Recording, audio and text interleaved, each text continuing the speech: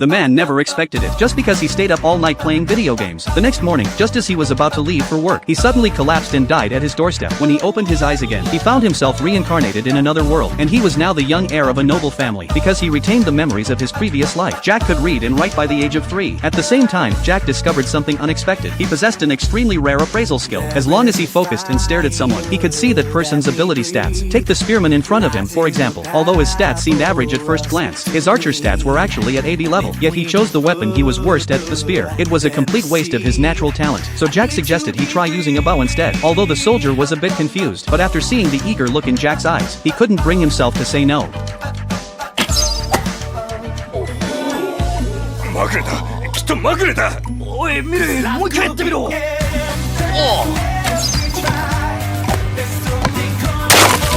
Witnessing this scene, everyone gathered around him. Amidst waves of praise, the soldier followed Jack's advice and changed his class to archer. But what puzzled everyone was how Jack had seen through all of this. To avoid revealing his ability, Jack had to lie and say it was just intuition. But what he didn't expect was that by dinner time, the events of the day had already reached his father's ears. Fortunately, his father didn't press too hard. He simply told Jack to keep honing this talent-spotting intuition, because Jack was destined to inherit the family estate and become a lord. And identifying talent was one of the essential skills for that role. But his father had no idea that Jack's talent-spotting wasn't based on intuition at all. It was thanks to his cheat-like appraisal skill. Even his father's stats, Jack could easily appraise them. As for the world he had reincarnated into, Jack had already studied a great deal of information and discovered that his future was far from bright. Not only was he living in chaotic times, the Empire's government was deeply corrupt. It was obvious that it would eventually lead to war, and when that time came, everything he cherished would be destroyed by war. But if he started using his ability now to recruit talented people and prepare in advance, then in the future war, he might have a better chance at survival. So Jack rushed to the town that very day, activating his appraisal skill on everyone he met, just to find highly gifted individuals. But such people weren't easy to find. He used appraisal for hours without finding a suitable candidate. Even his own eyes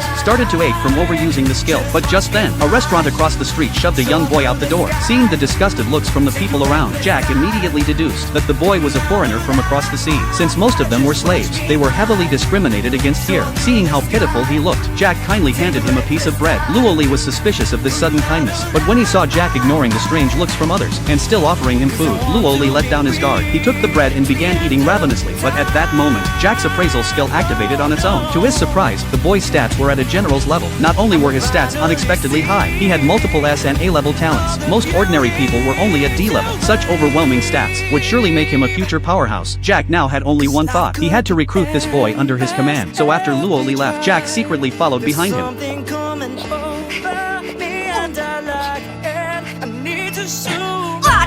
ついてこない方がいい。大人に怒られる。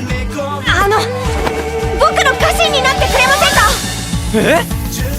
Luoli, upon hearing this, thought the other party just wanted to play make-believe, until Jack revealed his noble family crest. Only then did Luoli dare to believe the boy was serious, but he knew his own status was unusual, and didn't want to make things difficult for Jack, so he politely declined the invitation. Seeing talent about to slip away, Jack, in desperation, resorted to a food trap.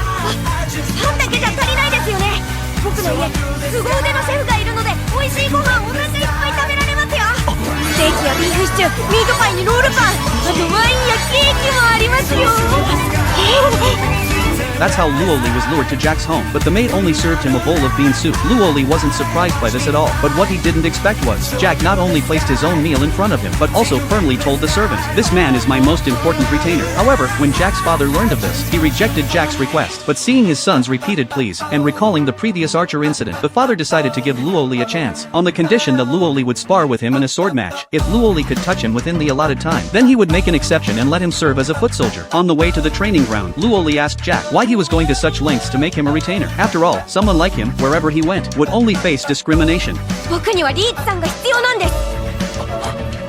僕はいずれこの領地の当主になります。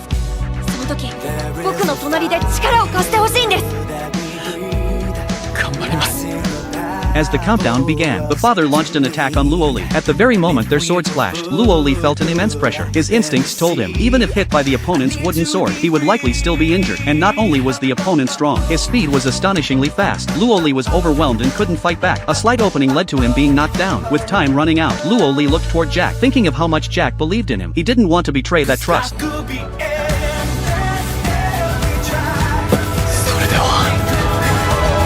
遠慮なく行かせていただきます。リーチさん、表情が変わった。貴様の剣は見切った。ない手だ。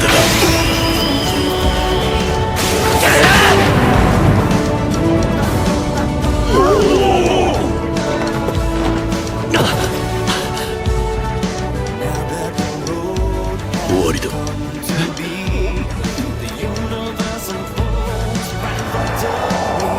あの一撃かすってたのか。レーブン様に一撃入れたぞあいつ。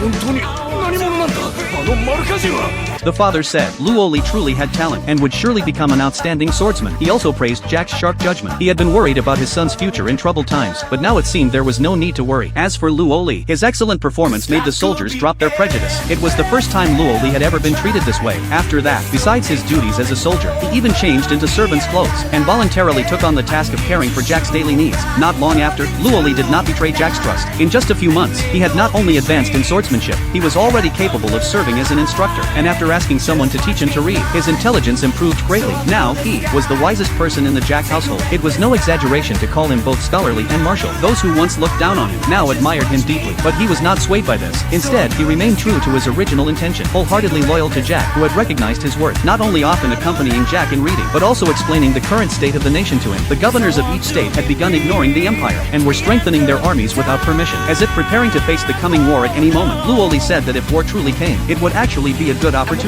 because by performing well in a great war, a lord could be promoted. So before the war arrived, Jack needed to discover as many important talents as possible. Only then could he establish peace in this turbulent era. And after his father learned of this, he hoped Jack would seek talents skilled in magic, because on the unpredictable battlefield, relying solely on physical strength was ultimately limited. Unexpected large-scale magic could often turn the tide of battle in an instant. Luoli strongly agreed with this, so the two immediately rode out on a long journey and arrived at a more prosperous central city. It was said the population here was 50 times that of their territory. It was simply the perfect place to search for talent, but imagination was beautiful. Yet after Jack's appraisal, he was still disappointed. Even though there were many people here, finding true talent was clearly not easy. Not a single person's talent met his standards. He couldn't even find a single A-level talent. Then the two came to the town's largest street. A nearby vendor shouted, asking Jack if he wanted to raise a dragon as a pet. This was a genuine dragon egg imported from the northern continent. Hearing this, Jack's eyes lit up, as if he already imagined himself becoming a dragon knight. He eagerly asked the vendor for 3 dragon eggs. However, Luoli suddenly rushed toward the vendor, angrily questioning him. How dare he sell fake goods to his master? Luoli knew very well that trade with the northern continent had stopped since last year. If these were imported, then all these goods were smuggled, and dragon eggs, if not kept in higher temperatures, would not hatch. The patterns on the egg before them were nothing more than those of a giant lizard egg. 黙れ。アレス様への侮辱、万死に値する。こいつやばい。わかりました。買いません。だからやめてください。何も知らなかった僕が悪いんです。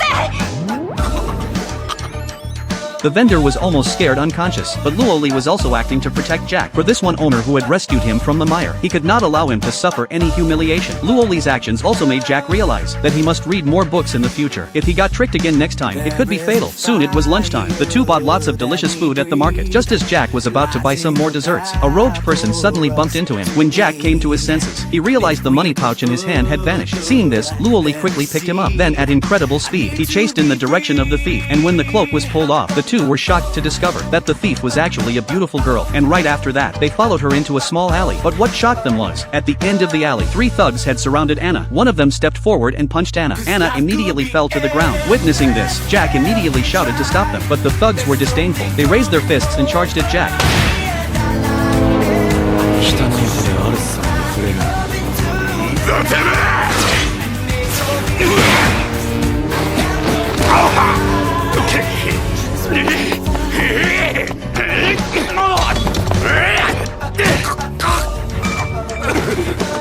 Realizing they couldn't win, the 3 thugs tried to slip away. Jack did not stop them. He was about to check on Anna's injuries, but the next second, his appraisal ability revealed Anna's astonishing potential. She was only 11 years old, yet possessed extraordinary leadership, and her martial strength value reached 116, which was nearly equal to his father's. But that was not the most important thing. The important thing was, her magical aptitude had reached an astonishing S level. Wasn't this exactly the kind of talent he longed to find? So Jack immediately extended a recruitment invitation to her. As soon as he said this, not only was Anna dumbfounded, even Luoli couldn't understand understand why Jack wanted to recruit a thief. Upon hearing Jack's reason that she possessed extraordinary magical talent, Anna immediately interrupted Jack. It turned out that until now, she had never even used magic, so how could Jack know her talent was good? She thought he was just a privileged noble, and that he was making such an obvious joke. Moreover, as someone from the lower class, she knew that free things were the most costly, so she didn't trust Jack at all. After saying this, she returned the money pouch. Seeing this, Jack temporarily gave up on recruiting her. Instead, he asked who those thugs were. Anna explained they were henchmen of slave traders, because once she stole food from a noble's house, and was caught on the spot. Then the noble sold her to the slave traders. She barely managed to escape, but ran into their henchmen again. The reason everyone wouldn't let her go was probably because they thought she could fetch a good price. ほら、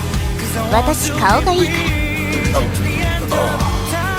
Though speechless, Jack still wanted to know why she didn't flee to another town. But before Anna could answer, a group of children suddenly ran up. It turned out that the reason Anna hadn't gone to other towns was because she had family here she couldn't abandon. These children in front of her, like her, were homeless orphans. Hearing this, Jack was instantly stunned. He hadn't expected that the tough Anna had such a side. Then he handed back the money pouch again. Faced with such kindness, Anna naturally didn't refuse. She just thought Jack was a strange little brat. Yet little did she know that because of this encounter, made her later become the strongest trump card in Jack's domain. Time quickly passed to evening. Jack was still regretting the day's events. In fact, he hadn't given up on recruiting Anna. He had only wanted to leave her with a good impression. After all, talent was so hard to find. Perhaps one day she might change her mind. And just as he planned to wait until tomorrow to see if there were other talents nearby, noise downstairs caught Jack's attention. When he saw it was the orphans from earlier, he immediately asked them what had happened. お前はさっきのシャーロットが捕まっちゃった。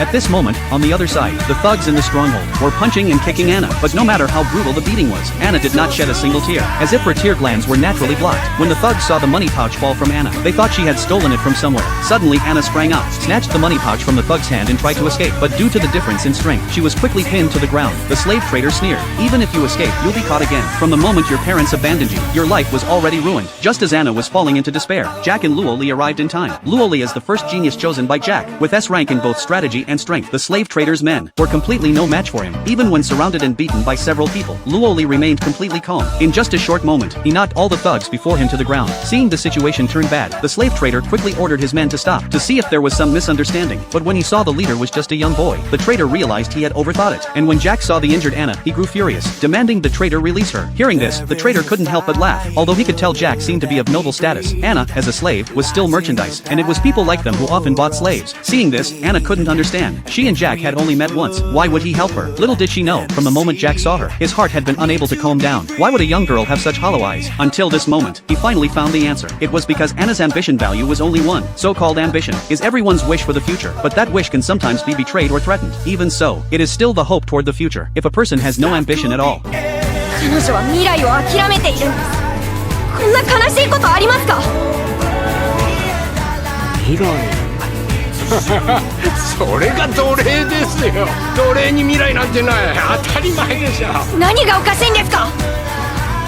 子供の未来を守るのが大人の役目です。その未来を奪っていながらどうして笑えるんですか？何になるかは彼女が決めることです。あなたたちじゃない。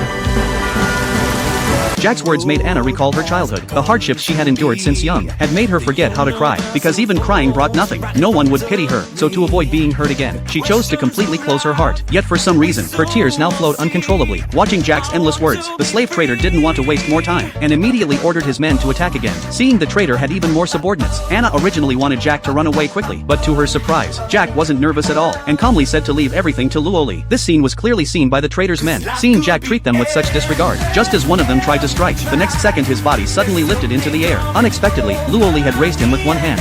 貴様らは何をしたか分かっているのか。アレス様を怒らせた罪。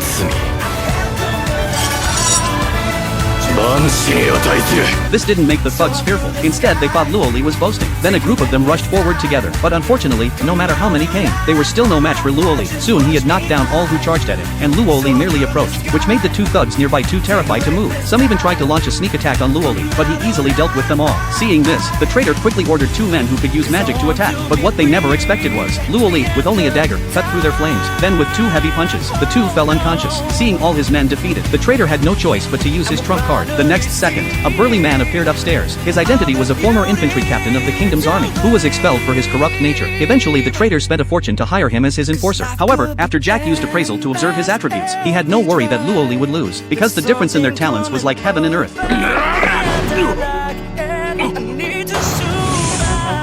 遅すぎる。